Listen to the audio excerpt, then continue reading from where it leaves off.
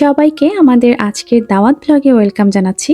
আশা করি সবাই অনেক অনেক ভালো আছেন। আমরাও কিন্তু অনেক ভালো আছি। তো আজকে মেইনলি খালামণিদের বাসায় আমাদের দাওয়াত। শুরুতে আম্মু চলে যাচ্ছে, মানে আম্মু আর আয়াত, আর তারপরে আমি আর আমার ছোট বোন যাচ্ছি। খালামণিদের সাথে আমাদের বন্ডিংটা এত ভালো যে আসলে যাওয়ার জন্য দাওয়াতের প্রয়োজন হয় না, হুটহাট করেই আমরা চলে যাই। কিন্তু বাসায় কাজের প্রেশারের জন্য বেশ অনেকদিন থেকে যাওয়া হচ্ছিল না, যেহেতু একটা উপলক্ষ পাওয়া গিয়েছে সেজন্য আমরা কেউই মিস করিনি।